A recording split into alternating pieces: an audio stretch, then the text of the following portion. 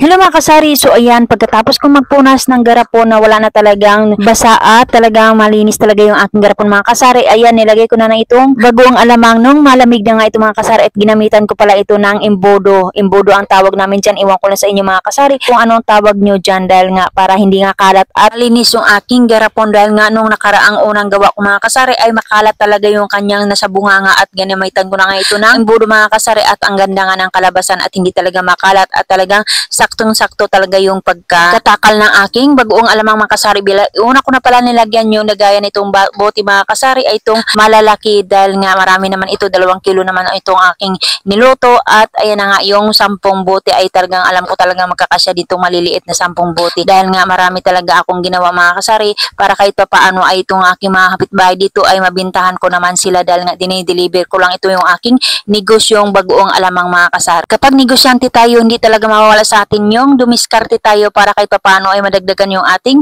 kita at negosyo sa ating tindahan mga kasari. Kung talagang mabinta naman dito sa ating tindahan, why not? Bakit hindi natin ito subukan? O diba? Basta importante, positive lang tayo sa ating pagninegosyo mga kasari. Paano natin malalaman kung mabinta dito kung di natin susubukan yung ating bagong negosyo o bagong pagkikitaan dito sa tindahan mga kasari dahil nga nanay tayo, kailangan dumiskarte tayo ngayon dahil sa panahon ngayon mga kasari. Ang hirap talaga kumita kung hindi ka talaga magdiskarte sa yung buhay. Kung umaasa ka lang sa iyong asawa mga kasari, wala talagang nangyayari sa iyo dahil nga yung sahod lang ng asawa mo ay yun lang inaasahan mo mga kasari ay wala talaga mga kasari dahil nga yung talagang sahod mo ay kulang pa nga sa araw-araw lalong-lalo na ngayon kapag may estudyante ka talaga ay kailangan mo talagang kumayod at kailangan mo talagang dumiskarte para kumita ka kahit paano ay nabawas-bawasan ang panggastos dito sa pang-araw-araw. At ayun ang mga kasari, pagkatapos ko nga lagyan itong mga garapon, bali ang nilagyan ko pala dito ay 5 garapon na malalaki at 10 maliliit ay dinagyan ko naman ito na taba ng baboy at itong pinirito ko itong bawang mga kasari at inisa-isa ko na nga ito yung paglagay, minamano-mano ko na lang itong makalagay mga kasari at nakabalot naman ng plastic ang